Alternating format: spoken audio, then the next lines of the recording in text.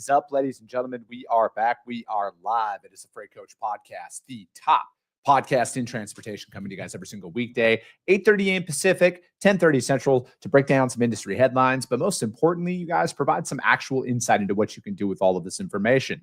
If this is your first time tuning in, welcome. This is the real side of freight, ladies and gentlemen. And I do say that before every single show. And what I mean by that is I only speak with transportation professionals, because at the end of the day, I want to talk to the right individuals who have done what you're looking to do, or who are currently doing what you're trying to achieve. So you can take that information, apply it, utilize it, and see a meaningful difference in your business and your life.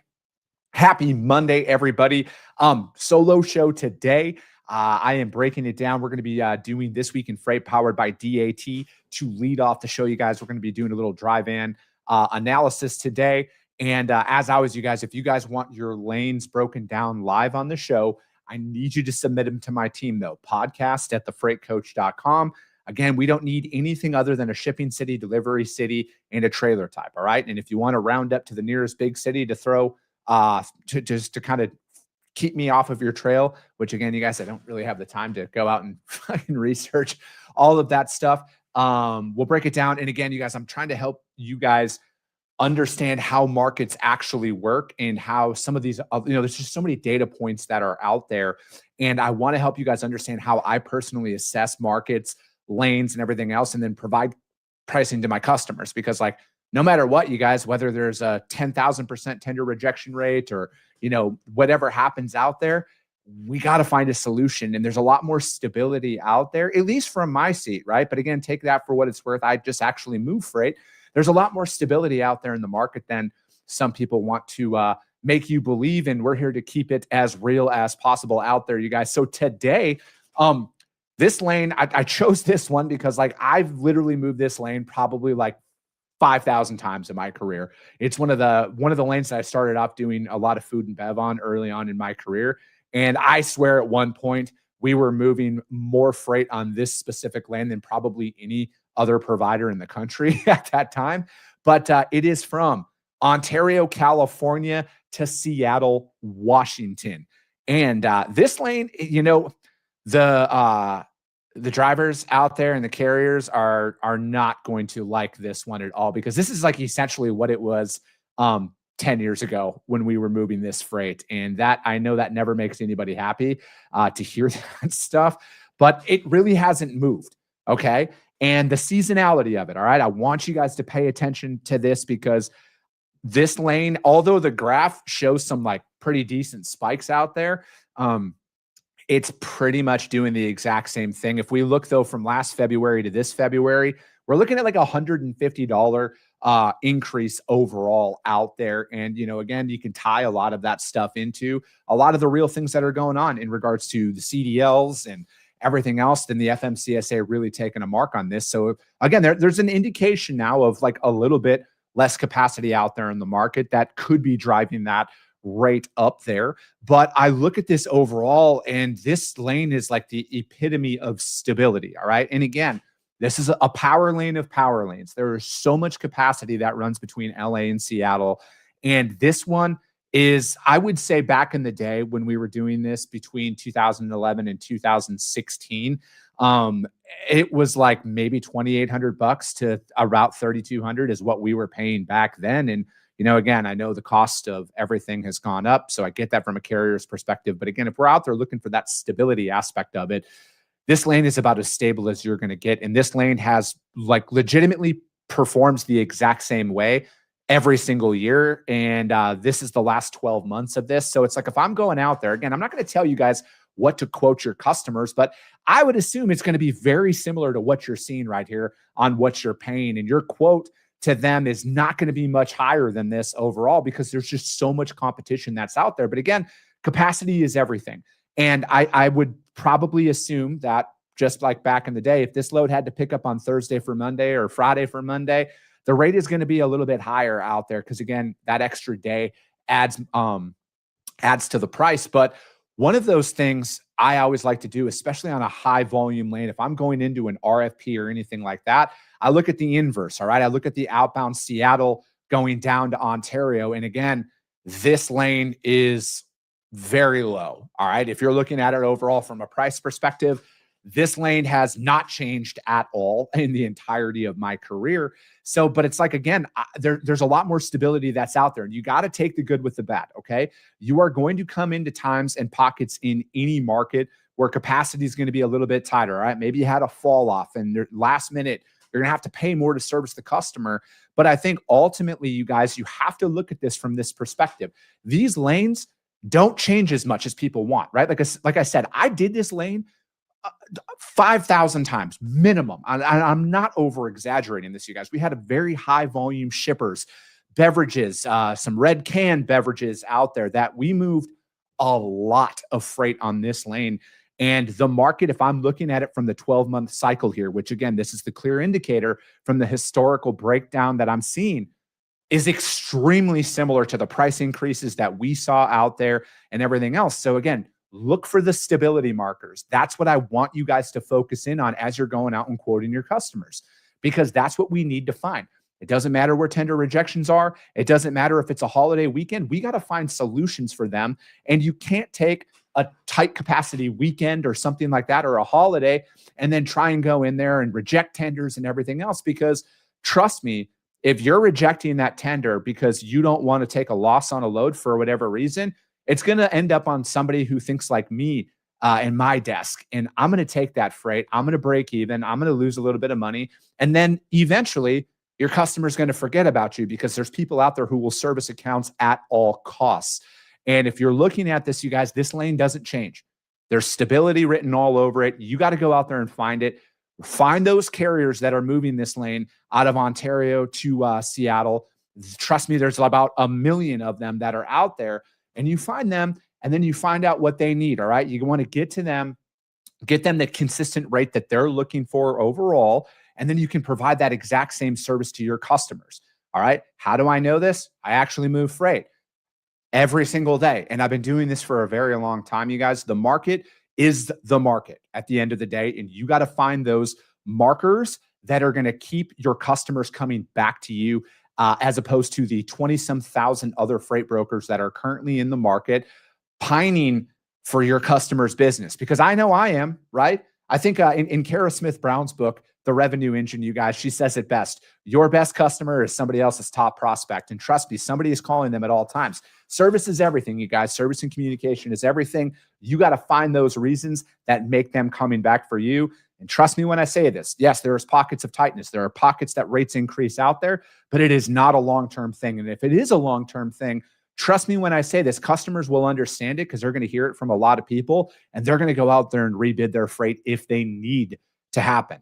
Okay. If it needs to happen, but I don't think it's going to happen at the levels that people are thinking that it's going to happen. I just don't see capacity leaving the market at as high as a rate as some people think is going to go on. But, again, I could be wrong, and I'll be the first one to admit it, because my brokerage would exponentially benefit from the fact of, a lot of tightness happening out there and some, changes and stuff. But that, you guys, This Week in Freight, powered by DAT, we do dry vans, reefers, and flatbeds. If you want that lane, if you want a lane like that broken down on the show, email my team, podcast@thefreightcoach.com, and we will break it down live on the show. I don't need anything other than a shipping city, delivery city, and trailer type. That's all I need. And again, my friends with DAT partnered up with me, because at the end of the day, we understand that things are going to happen, but we got to find a way to perform for our customers. And I just want to help you guys understand that there could be pockets of uncertainty, but very rarely does it last as long as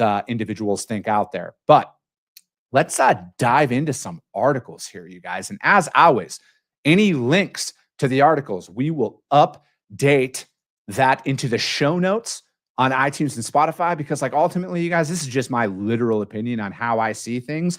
And I want you guys to do your own research on it, because trust me, I can be wrong at times, but we put all that information out there because I also like to cite my sources. I do want to, obviously, there's a building conflict in the Middle East that's going on right now. I'm not going to comment on anything on that in regards to diesel prices and everything else, because I've seen a few posts out there that kind of have addressed it and talked about it. And I think that everything is just too early to tell. I think that we see so much information at a rapid pace. Everybody's got to put an opinion out there about everything at any given moment.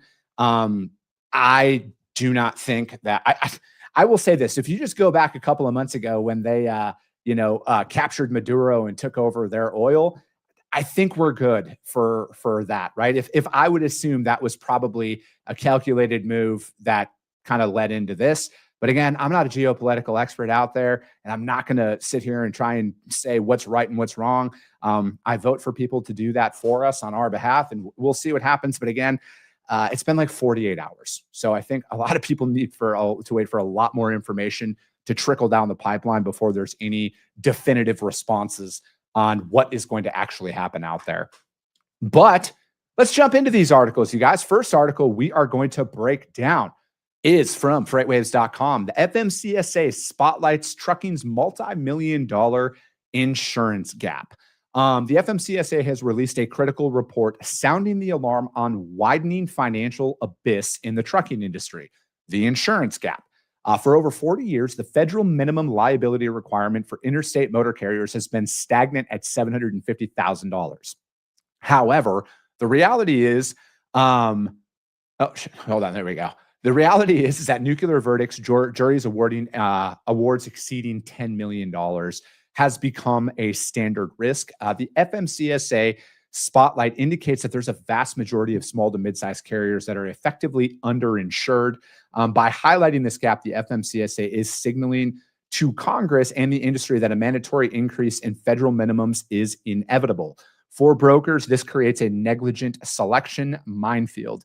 If you're going to load a carrier with only $750K in coverage and a unfortunate event happens, the legal system might look past the carrier to deeper pockets, as we all know, right? Like I think it's no surprise that anytime that there is a major event out there and lawsuits come about, everybody who's a part of it is sued. And I think like this, the timing of this article and then the timing of a Supreme Court hearing that's going to happen on this Wednesday the 4th, in regards to C.H. Robinson and everything else in regards to broker liability, I think that is going to have some potential major ramifications that are going to come down from this, right?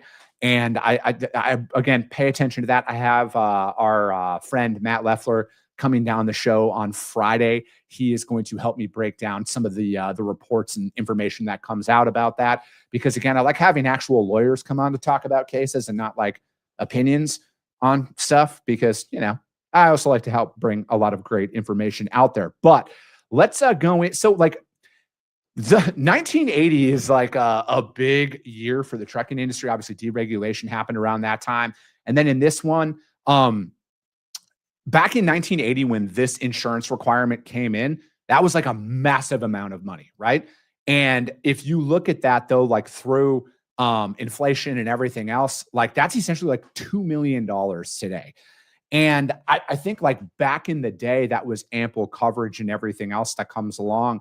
But like the underinsured thing is, and that's, you guys, this is why I have so many insurance people come on this show to break this stuff down, because like the certificate of insurance is such a small piece of what you need to all be looking for ultimately out there. And, I look at this that amount of money is like not even going to remotely cut it anymore. And I think that's why you're seeing brokers, shippers, tire manufacturers. Like I know there was a lawsuit against Great Dane that happened here a few years ago that they got sued and everything else. So there's like literally every time that there's an accident, especially with a fatality that's out there, literally every piece of that truck and trailer is going to be drug into that lawsuit. And I think that is, like I've mentioned on the show, drivers are unfortunately guilty until proven innocent, it seems, out there. I know that you're supposed to be innocent until proven guilty, but like, damn, some of these lawsuits are insane that you see out there. And I think that's also driven higher insurance premiums and everything else out there, is when we see these nuclear verdicts and stuff. And I mean, again, I'm not an insurance expert, and I'm not a lawyer, but if they increase that from $750 to $2 million, that's only going to remove capacity, right? Because obviously insurance are going to increase their premiums and everything else. And I think that that's another thing that could come down.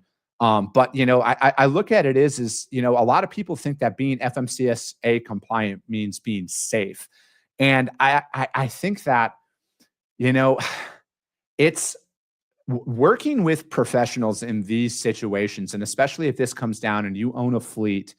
I would be personally calling my insurance agent right now about this stuff. I would be calling my attorney about this stuff right now, because if this comes down and there's any raising in regards to that, what's that going to do to your business overall? I think that this is going to potentially cause a decent amount of carriers to possibly leave the market if there is any real push for this. And I look at it is people go after deep pockets and everything else.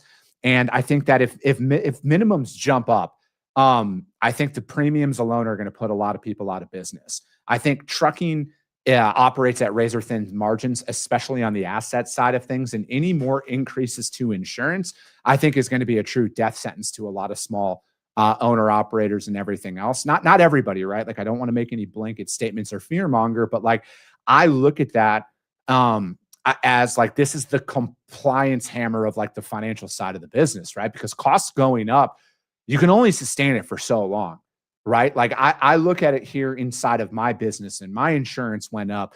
My all of the vendors that I work with for, even to produce this show, for example, a lot of those premiums went up on an annual basis. And again, the cost to operate continues to increase. And I wish it was just easier as like, oh, just go find more business and everything will be fine. And that's just not always the case. I wish it was that simple.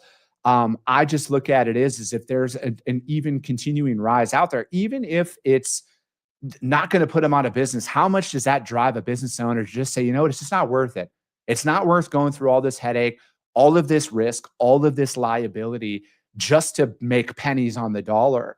So it's like, I think that might drive more of a mental, people just waving the white flag and saying it's just not worth it. And then it's like, but I do look at it like this, like, what can you do today? I think that going through your carrier database and running a filter to see how many carriers are you working with that do carry the $750,000 minimum. I think that might be a good one to kind of watch.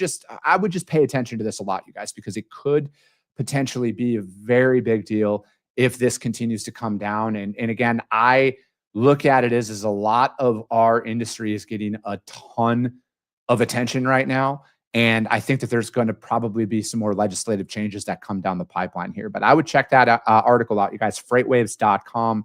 FMCSA spotlights trucking's multi-million-dollar insurance gap. Pay attention to that one. Here's another big one that came down. Very rarely do you see trucking in the State of the Union address, and this article covers that and what came out last week. But this article is from overdriveonline.com. CDL recertification for all, lifetime bans for some non-citizens floating the rules. The Dalilah law has been introduced. Dalilah's law was introduced to Congress as the definitive strike against the CDL Mill epidemic that has plagued this industry. It was named after a victim of an accident involving an undertrained driver. The law seeks to federalize the standards for CDL issuances out there. Currently, CDL testing varies from a state-by-state basis, allowing drivers to state hop to whatever DMV has the lowest barrier to entry. Dalilah's law mandates a national safety floor regarding standardized behind-the-wheel testing and real-time integration with the training provider registry. It effectively makes it a federal crime for schools to fudge training hours and give the FMCSA the power to decertify state examiners who fail to meet these new rigors. This is the government finally admitting that the paper CDL is a weapon, and they are moving to disarm all the mills once and for all. I think that, again, go out there, read up on this. Dalilah Coleman's father, Marcus, had put a post out on X that the Dalilah law would include provisions targeting chameleon carriers, but the text of the bill does not include any of those requirements. In Dalilah's case, she sustained life-altering injuries when an 18-wheeler driven by an Indian national, Partap Singh, hit the vehicle she was in at a high rate of speed, According to her father, the crash resulted in her inability to walk, talk, eat orally, or attend kindergarten as planned. Marcus and Dalilah Coleman were in attendance for the State of the Union this week. The Department of Homeland Security Secretary Kristi Noem came out in support of this. Under President Trump's leadership, she said, "We have worked to deliver justice for the families impacted by illegal alien crime and have ensured that the tragedies they endured will no longer continue." What happened to Dalilah Coleman? Sorry, guys, my computer keeps flickering here. Is a tragedy that could have been prevented if California did not grant commercial driver licenses to illegal aliens out there. So, like this bill in particular, I mean, this goes along with what I have been kind of talking about on this show here since a lot of this stuff really came out in the news back last fall, and when that tragic accident happened in Florida. I personally think that a standardized CDL across the board, like there's just no loopholes, right? Like there is one way of doing it. And I look at it as and again, I'm not a driver, so it's easy for me to say this, right? But that recertification process, I think, eliminates all prejudice and biases out there that you might see from the ELP push. Again, it's just one of those situations where it's like, if we want everybody to be able to read and speak the language, and that has to be a major portion of the CDL process, I think that's the only way to really do it is make everybody recertify under there. I think that there are too many loopholes. I think they are right. The fact that you can state hop out there is very true, right? Like there have been some very well-documented cases with certain states that are doing this. And this is red and blue states included in this, right? Like I'm not trying to toe the party lines here. There are states on all sides of the aisle that are making this an issue. And I look at this that, this is, I think that their standards are a good thing, as I talk about on this show a lot. Okay. Standards are a very good thing.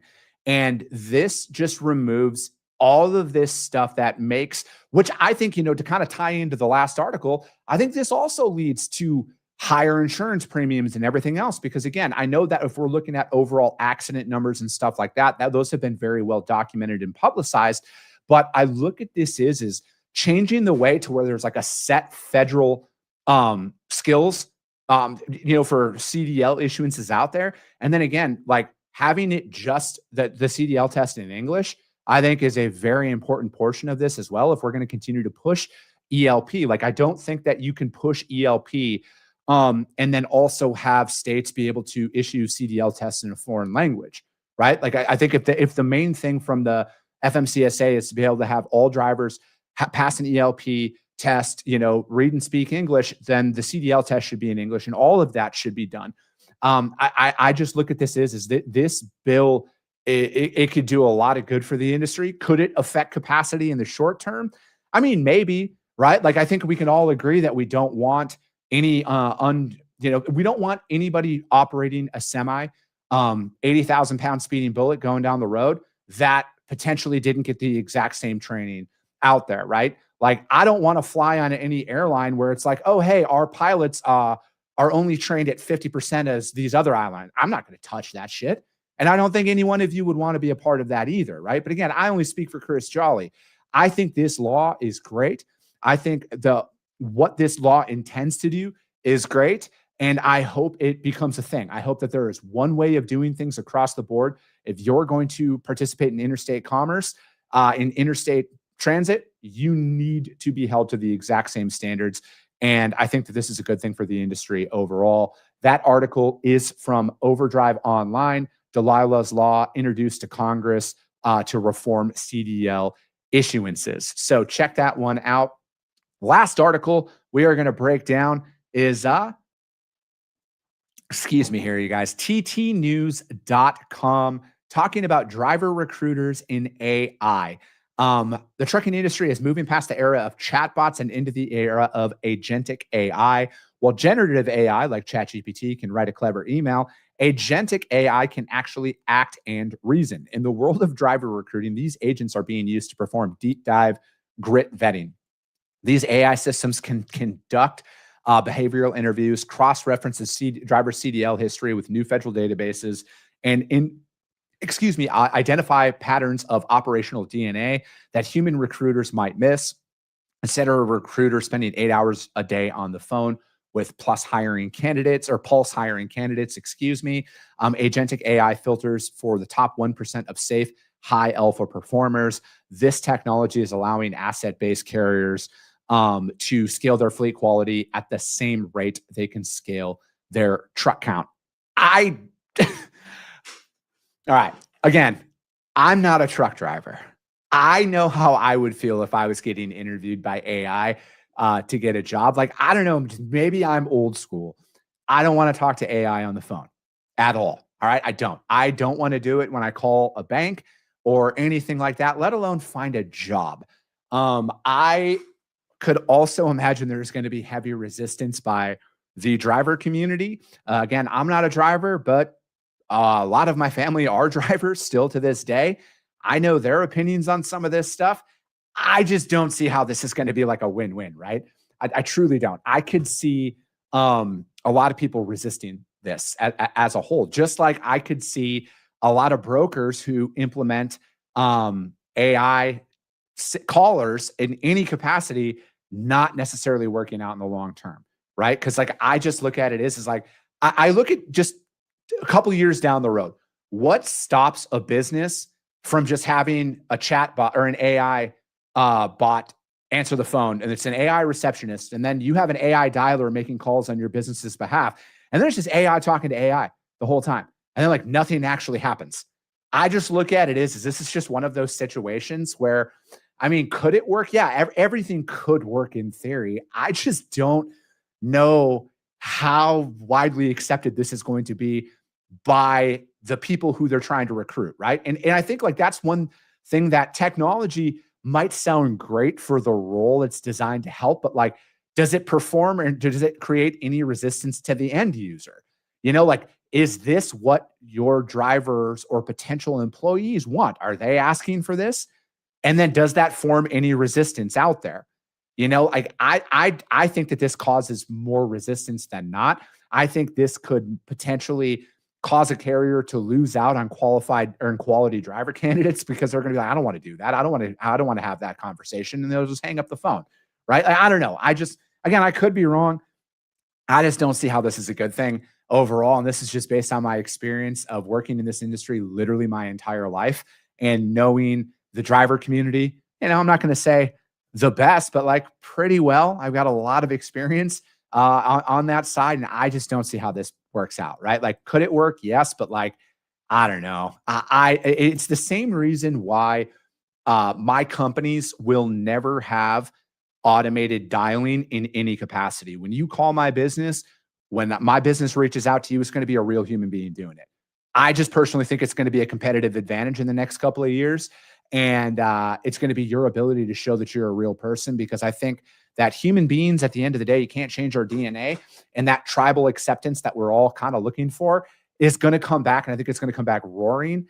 And I'm just banking on that, right?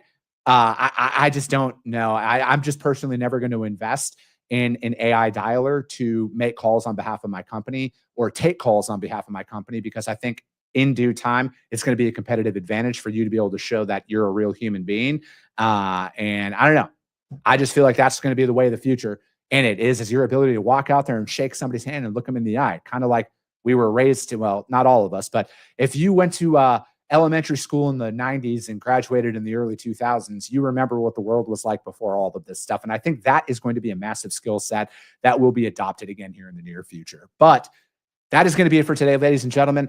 As always, if you got value in what you heard and you're not subscribed, subscribe to the show, you guys. And if you're feeling ambitious, rank that show on iTunes and Spotify, because if you see value, your network's going to see it as well.